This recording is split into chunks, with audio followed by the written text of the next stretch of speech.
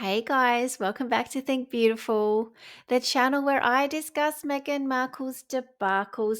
And in this episode, I want to explain that it's not just me who's getting a headache from Meghan, it is also Netflix because we got this article. Why has Meghan Markle become a headache for Netflix?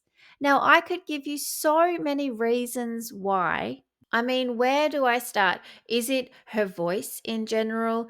Is it just all the lies? Is it the fact that when it rains, it pours with Meghan and she is just everywhere? I mean, which is it? Or is it just the fact that she is crap? Allegedly. I mean, in my opinion. But let's see what this article says. Meghan Markle has worried Netflix with her sales conversions. Oh, I see. Because they are worried about money, of course. The Duchess of Sussex, who has not gained enough viewership for the second season of With Love Meghan, has upset the streaming giant with future prospects. Now, I could have told you this right at the start. Netflix, what were you thinking? This is all your own fault, to be honest. Speaking about the Duchess, brand and culture expert Nick Eady reveals the viewership is down, yeah, like way down. People don't really care about With Love. There's some fans who will always be appreciative of it. For Netflix, the headache here is that is this going to convert into sales for their product, as in the as ever product? Are they actually going to make money from this? Now, I really don't think they are going to make any money, but as I said, this is all their own fault anyway, and they could certainly try a lot harder. He tells Newsweek, if you think about it, they haven't really made any money just yet. Their investment must have been huge into actually creating the product and building the brand, rebranding it, and putting it out there. And this season two is a missed opportunity, which could have been a glorified infomercial if they'd got it right. Now, that's exactly correct. I don't know why it isn't an infomercial. Now, it might as well be because it's not funny, it's not interesting, you don't learn anything from it. There's really nothing to gain, not even making me want to buy something. So it does nothing. Now, I watched these episodes, as you know, and there was plenty of opportunity throughout the show to insert the product. Now, the really obvious one was when she made the thumbprint cookies. Now, she used her enormous thumb and she made these cookies. Now, she made heaps of them, like way, way too many, gave them all to Heather, put them in two boxes. Like, no one needs two boxes of these things. But she put the spread in there. Now, this was obviously ages ago, over 12 months ago, and she didn't have the brand as ever happening at that time. We get that, we know that.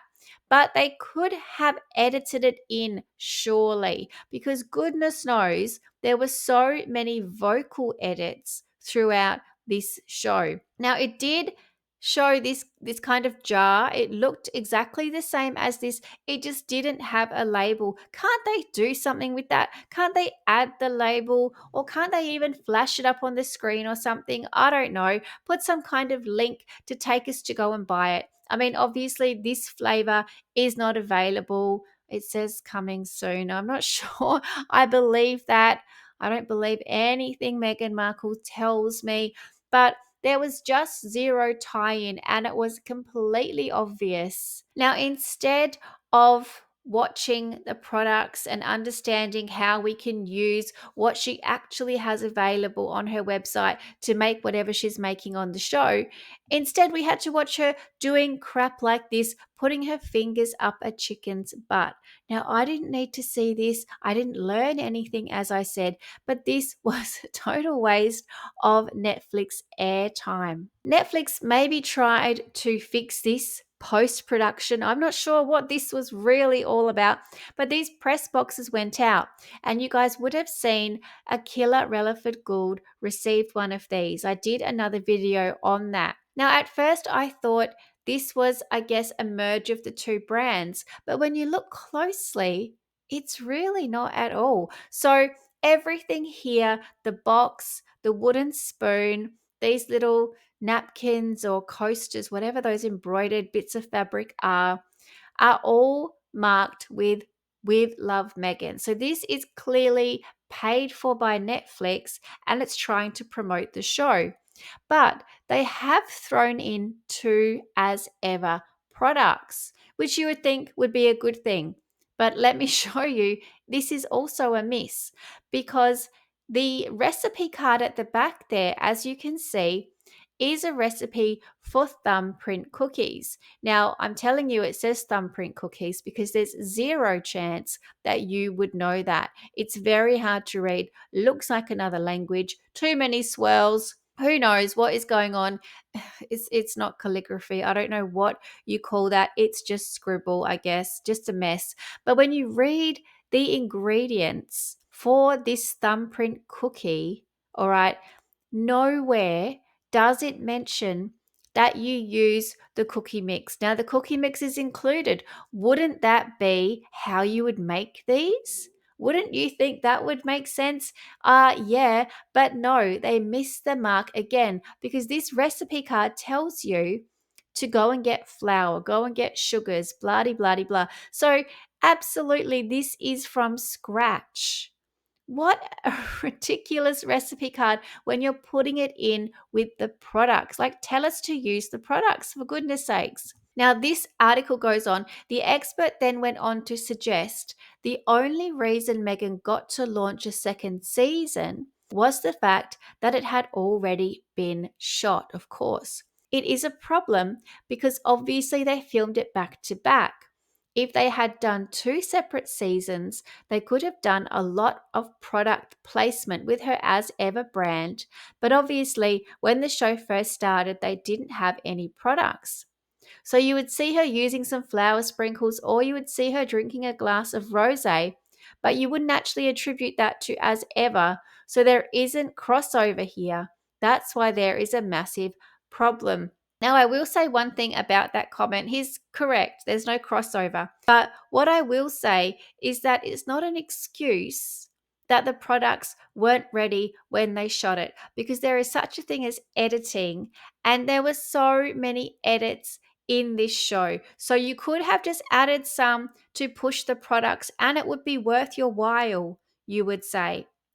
Now, speaking about the As Ever Rosé, this is an interesting point that I've just realized because in season 1, she drank a lot of alcohol. Now, she did the same in season 2, not going to lie, but it didn't get half as much promotion as it did in season 1. And this is why I think that is the case. I'll just show you because in season 1, we got a lot of stills like this. Now, Netflix are very tight with their stills. They don't release these easily. You would have to go and take a photo of the TV to get stuff. So, if you want to see actual proper photos, Netflix has to release them and you'll find them in publications. So, in season 1, we got heaps of these with Meghan drinking alcohol. Look at all of these. Plenty of her with a glass drinking away. There were so many images of this, and it was so widely known that she drank a lot in season 1 that we even got articles like this. So, this is the Daily Mail. Viewers of Meghan's new Netflix show joke they want to spend the day at her house as she serves up boozy lunches to her guests. So, I don't think Netflix liked this at all, because she was basically being painted as a drunk, allegedly. Okay. It was all over the place. Everyone heard about it. A lot of people didn't even watch all the episodes of season 1, but they knew that she drank a lot because of articles like this and all of the images that were readily available. Because if you look at season 2, I think it's pretty obvious that Netflix wanted to pull back on this narrative because really all you can find is this one here. So she spent a whole day basically at a bar, but all we got really was this photo. And then we also got this one with her wedding chef. So that's really all you can find. So, in my opinion, they actually don't want to promote this as Ever Rose anyway, because it gives the wrong impression and it starts to move away from this kind of homemaker vibe that I think they were going for. This Netflix show, this season 2, is going terribly. And if you have a look at this post, so this is up on X and this is from Salty Duchess, go and give them a follow. Amazing research. A lot has gone into this because they have been tracking how the show has been going since it was released. Now, the highest it ever got was 73. So that was the best she did on day one. Since then, it has just been slipping and slipping fast because day 12, it is actually gone from the top 200. Now, the list apparently only shows the top 200. So, day 12, she has disappeared. That is terrible. This thing is going to end up much worse than season 1, which I believe was 383. This thing is already out of the top 200. I love this quote. I wanted to share this. This I found in Forbes magazine. Meghan would hate this. She doesn't want anything bad about her written, obviously, especially not in kind of businessy publications like Forbes. But listen to this. The drop in popularity came amid a barrage of negative reviews around its release, the Times of London critic said. It occupies the sweet spot where irrelevant meets intolerable. Oh my goodness, I didn't even know that spot existed. The sweet spot where irrelevant meets intolerable. What a great description of this show. I love that. And it sits perfectly. It fits like a little piece of a puzzle in there. So now you can understand why Ted Sarandos might have a headache. Meghan Markle has finally broken him. Clearly, he wants money and she's not bringing it in. It looks like they've tried everything, but I mean, not tried very hard, but it looks like they have given it a red hot go and it hasn't taken. This thing is tanking. Meghan Markle is giving them a headache, and now they can feel the pain that I have been feeling for quite some time. But guys, let me know your thoughts on this topic. Does Meghan Markle give you a headache? Does Jamie Kern-Lima give you a headache for that matter? But please like and subscribe, and I will keep these videos coming. Thank you. Bye.